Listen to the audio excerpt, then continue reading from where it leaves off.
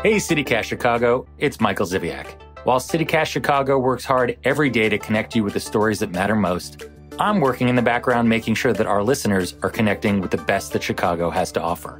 So what does that look like? It means meeting with the people who make Chicago what it is. The business owners, the stakeholders, the decision makers. The Chicagoans who put together those food festivals you enjoy, the concerts you attend, the exhibits you can't miss, and who make those candles your mom can't stop talking about. If this sounds like you, let me help you get your message out to the city's best audience with an ad right here on the CityCast Chicago podcast and on our sister daily newsletter, Hey Chicago. Shoot me an email at ads@citycast.fm and let's connect. Today on CityCast Chicago, it's almost Memorial Day weekend, my friends, the perfect time to get away. But if you ain't got anything planned for the extended weekend, don't worry, we got you covered. We're revisiting our conversation with Thrillis' Meredith Heil about the nearby road trip options, and we're sharing your recommendations too. It's Thursday, May 25th. I'm Jacoby Cochran, and this is What Chicago's Talking About.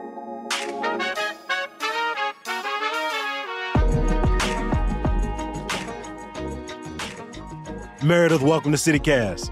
Thank you for having me. We are spoiled for options around here. I know you got some recs, and we had our newsletter readers give us some too. So let's jump into it. What's your first recommendation for a nice little short trip?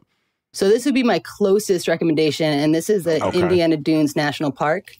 The Dunes? Yeah, the Dunes. So was a state park, still is a state park, half of it is a national park. It got that accreditation a little bit ago. And that I would say you would home base in Michigan City. That'd be my pick. They've got some really cool stuff there to do that's not just the nature stuff. So some cool hotels. 4111 Inn and Suites is one of my favorites, like a roadside, retro hotel that they kind of outfitted to be like a cool hip spot. And it's still pretty cheap. It's also pet friendly, which is nice. Because I always like traveling with my dog. When I think about like Michigan City, I think about the Outlet Mall. When I think about the Dunes, I think about the beach. What's like your favorite things to do up there? Dude, I love that Outlet Mall. That mall is killer. I always hit that mall. My mom loves it so much. Anytime she's talking about like deals or bargain shopping, she always like, I'm not gonna get this now. I'm gonna go to Michigan City in a couple weeks, and I'm gonna get it then. Exactly. That Nike outlet is the shit for sure. Oh, I don't know if I can swear. Can I? Yes, you can. Yeah, it is. My mom was a big Oshkosh B'gosh fan. Oh, all right, so all right. That was her store she had to hit. I don't know if it's still out there, I but think that was her. I need me some overalls. I need me some fall time overalls. So I might need to get out there. So obviously the dunes, the beach, swimming, hiking the dunes are so beautiful, and it's so unlike so many places in the Midwest too, the rolling hills of sand. And outside of the dunes, there's tons of breweries actually that are pretty good. Shoreline Brewery, Michigan City.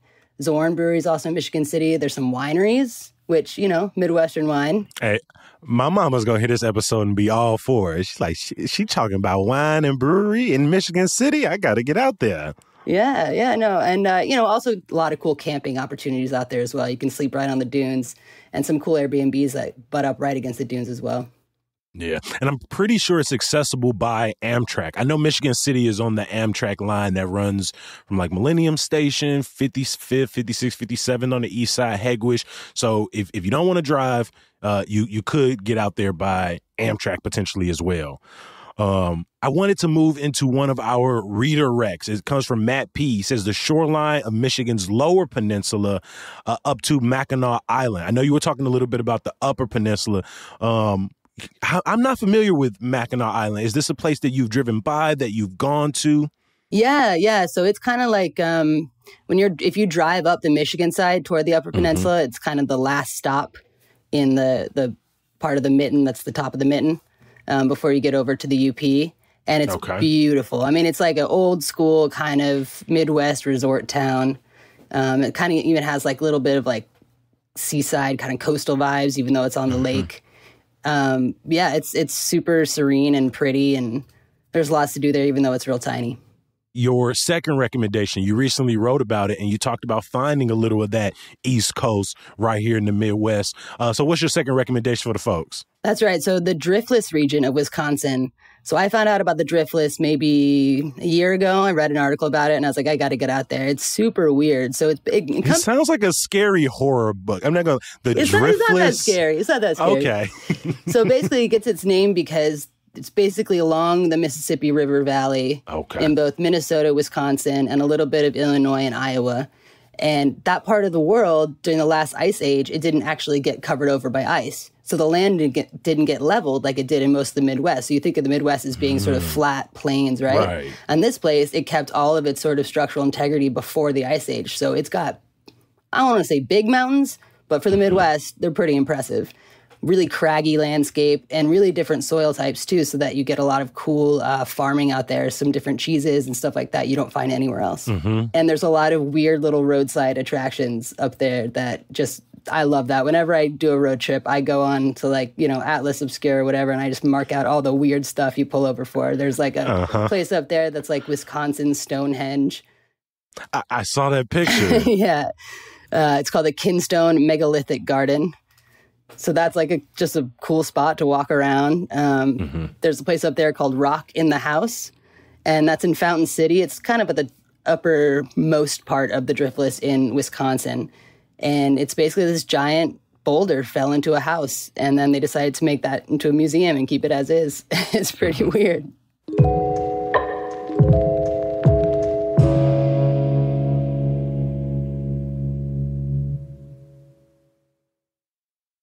I'm loving this conversation for us who are always focused on Chicago, what's right in the Chicagoland area. It's another good reminder that not too far outside of our city, there are just some cool opportunities to take in.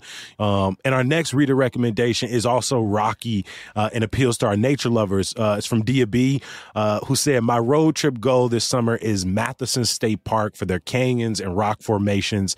I hate driving, but an hour and a half away and not via the Kennedy seems like something I can manage. Have you ever gone to Matheson State Park? I have, yeah. So it's basically right next door to Starved Rock. So you can either stay at Matheson if you like to camp, which I do, or stay at Starved Rock, or they have lodges and hotels around there. And you can. Starved Rock is bigger crowds because it's more famous. So Matheson is really cool because you get a bit more lay of the land, so you have a bit more freedom out there.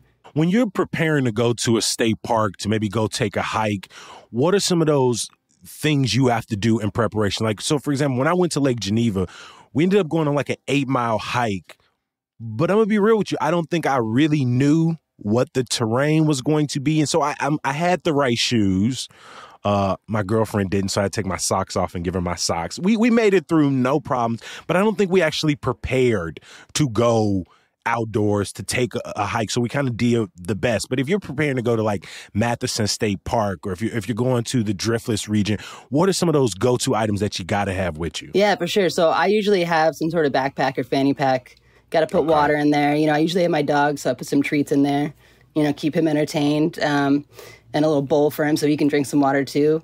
Maybe a snack if you know you're going to be gone for a while. I would also read up to see, usually the trails will have different markers of how tough they are, how steep they are, so you get a sense of what you're taking on, how long they are. Bug spray. We had our water. We did not have our bug spray, and they was getting at us. And prior to that, it was a pretty bugless summer for me. I didn't have a lot, which is probably a problem. Like, I feel like the amount of bugs in our ecosystem has severely dropped since we was kids, but we can get into that another day.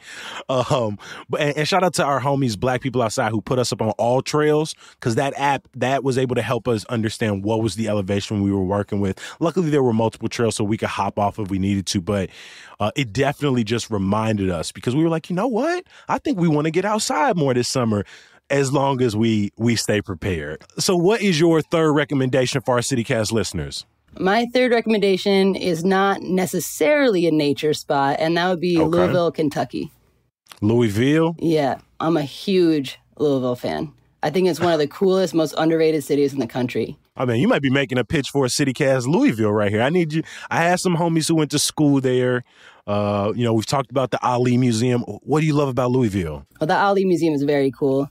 I came into travel writing through writing about drinks. So obviously bourbon's a big draw down there. And what's really cool is that in the last couple of years, they really made a push to make Louisville more visitor friendly, especially the downtown area. So generally in Louisville, you go there, you hear about bourbon country, but you have to travel an hour and a half, 2 hours outside. So you're spending a lot of time in a car, whether you're taking a tour or you're driving around yourself with a designated driver. It's not really in Louisville. So a lot of those distilleries that are out there have put like satellite branches in downtown Louisville. So at this point, you can walk downtown Louisville and you can hit like 5 or 6 different like amazing distilleries between Peerless, Angel's Envy, Michter's, Copper and Kings, which does some really cool stuff with brandy.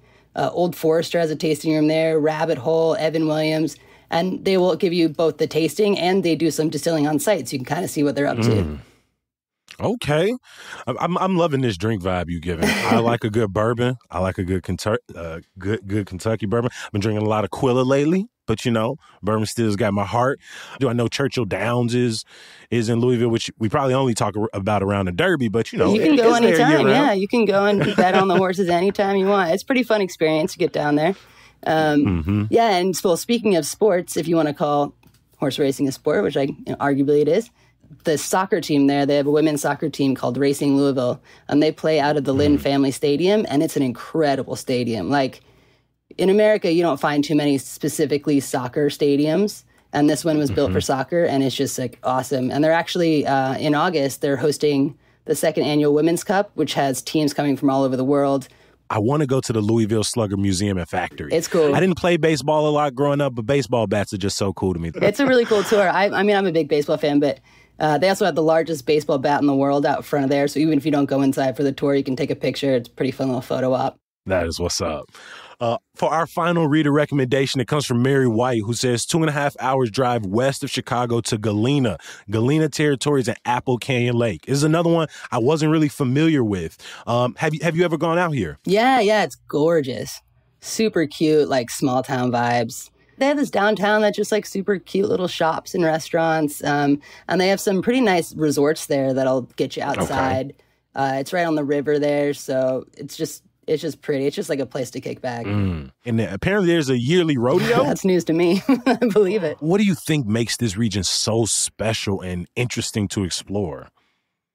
I think it gets written off a lot, you know?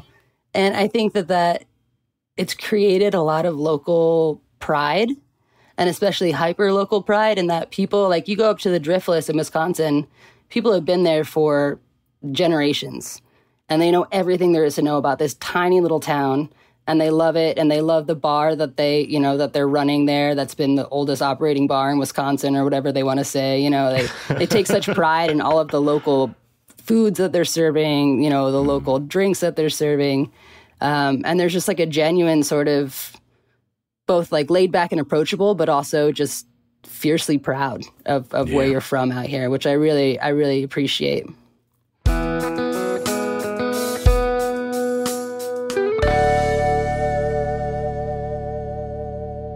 Before I let you go, a little bit of news, y'all. Mayor Brandon Johnson presided over his first city council meeting. The new slate of alders overwhelmingly approved Johnson's restructuring of power in the council. They even laughed at a couple of his jokes. You can check the show notes for a full list of new committee chairs. Now, the council didn't vote on the proposed $51 million plan to provide more resources for arriving asylum seekers.